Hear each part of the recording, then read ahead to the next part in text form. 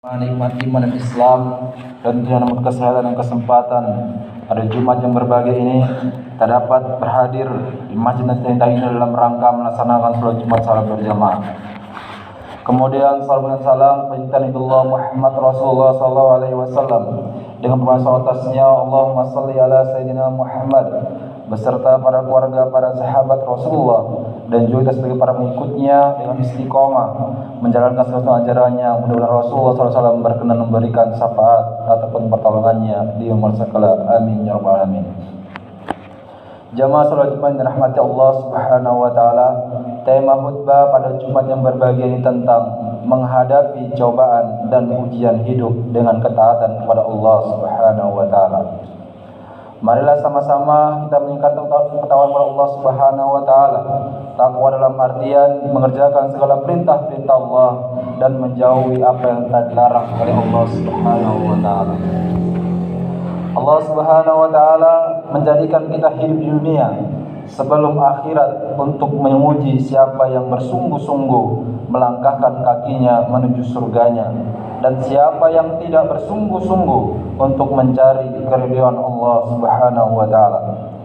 Allah menjadikan dunia penuh dengan ujian karena dengan ujian itu Allah ingin pilih dan pilah siapa orang-orang yang berhak masuk ke dalam surganya dan siapa yang ia akan dimasukkan ke dalam api neraka. Allah Subhanahu wa taala berfirman, A'udzu billahi minasyaitonir rajim. Alif Lam Mim. Ahasiban nasu an yutraku ay yaqulu amanna wa hum la yuftanun. Alif Lam Mim. Apakah manusia mengira akan dibiarkan berkata kami beriman sementara ia tidak diuji? Al-Ankabut ayat 29. Ayat 1 dan 2. Kemudian Allah Subhanahu wa taala kembali berfirman yang artinya, sungguh Allah telah menguji orang-orang sebelum mereka, maka dengan ujian itu Allah mengetahui siapa yang jujur imannya dan siapa yang dusta keimanannya. Al-Ankabut ayat 3. Maka Allah pun berikan terus ujian demi ujian untuk kehidupan manusia, terutama untuk orang-orang yang beriman. Karena dengan ujian itulah akan tersaring mana emas dan mana bukan emas.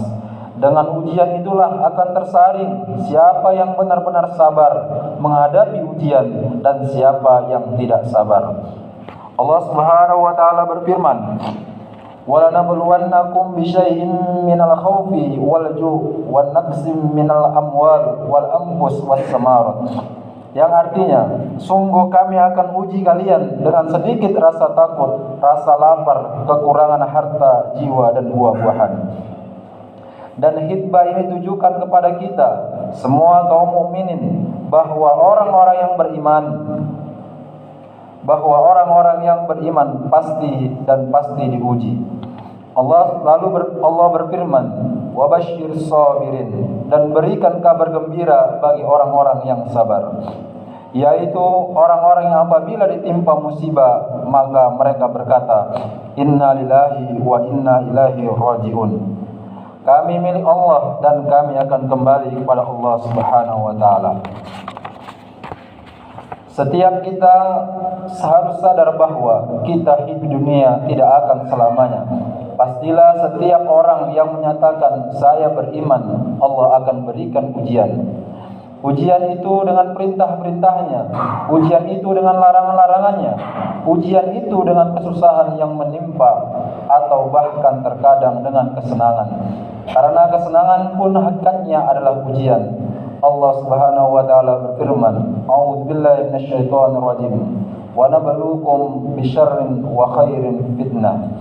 Dan kami akan uji kalian dengan kesulitan dan kesenangan sebagai fitnah untuk kalian. Seorang hamba yang sabar dan menggunakan akal pikirannya, maka ketika ia menggunakan akal pikirannya tentang hakikat tujuan hidupnya, maka ia akan berusaha menguatkan dirinya untuk sabar menghadapi perintah-perintah Allah dan menjauhi larangannya.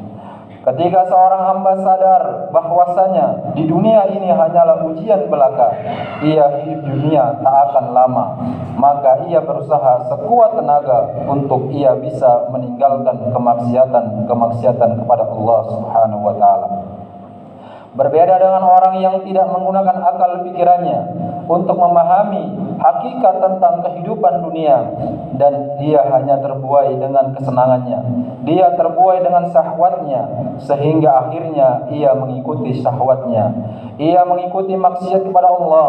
Dia tidak peduli apakah Allah akan ridho kepadanya atau tidak. Ia lemah di hadapan maksiat, ia tidak punya kekuatan untuk melawan hawa nafsunya. Maka orang seperti ini kita katakan celaka. Rasulullah SAW bersabda dalam riwayat Muslim dalam sahihnya, penduduk api neraka itu 5. Yang pertama, orang yang lemah, yang tidak mempunyai akal yang bisa menahan ia dari maksiat.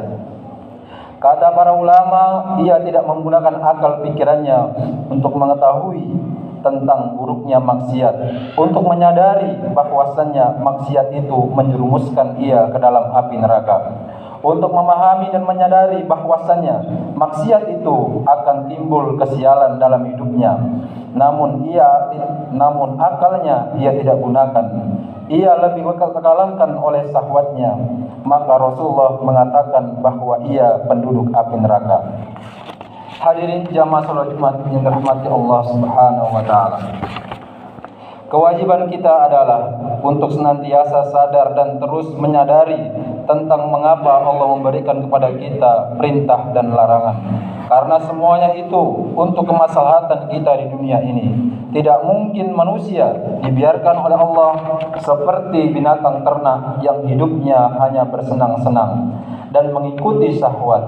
Tidak mungkin Allah samakan mereka dengan itu. Merupakan moto dan cita-cita seorang mukmin yang ia tahu dan yakin bahwa ia akan kembali kepada Allah Subhanahu wa taala. Allah Subhanahu wa taala memerintahkan kita untuk menggunakan akal pikiran, tiada lain adalah untuk kebaikan diri kita sendiri. Allah seringkali mengatakan, afala tadzakkarun, tidakkah kalian ingat? Afala ta'qilun, tidakkah kalian berakal? Afala tatafakkarun, tidakkah kalian berpikir? Hal ini karena kita menggunakan akal pikiran kita, maka disitulah kita akan sadar siapa diri kita sebenarnya. Kita hanyalah hamba yang hidup di dunia. Di dunia ini adalah tempat yang fana, yang kelak kita semua pasti akan kembali kepada Allah Subhanahu wa taala.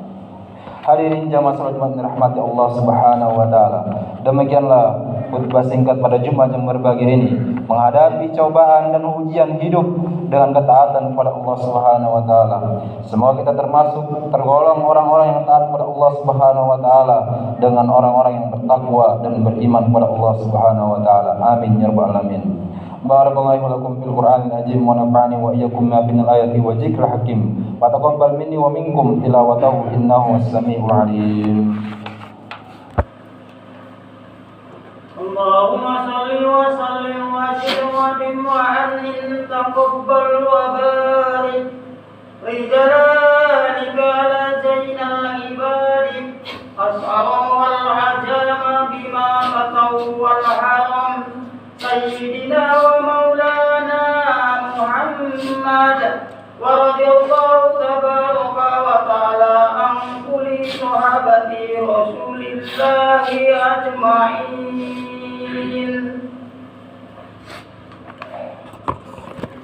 Alhamdulillahi wa kafa wa usalli wa usallim ala sayyidina Muhammadil Mustafa wa ala alihi wa ashabihi ahlil wafa. Amma ba'du, fa ya ayyuhal muslimun, usikum wa nafsi bitaqwallahi al-'aliyyil 'azim, wa'lamu anna Allah amarukum bi amrin ajim. Amarukum bis salati was salam ala nabiyil karim. Faqala Allah ta'ala fil Qur'anil karim, inna Allaha malaikatahu yusalluna 'alan nabi ya ayyuhalladzina amanu sallu 'alaihi wa sallimu taslima.